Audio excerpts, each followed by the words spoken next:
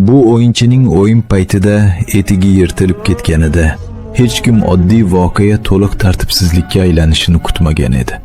O'yin jarayonida uning etigi to'satdan sinib ketdi. U sirpanib tushdi, to'pni yo'qotdi va hujum bir lahzada to'xtadi.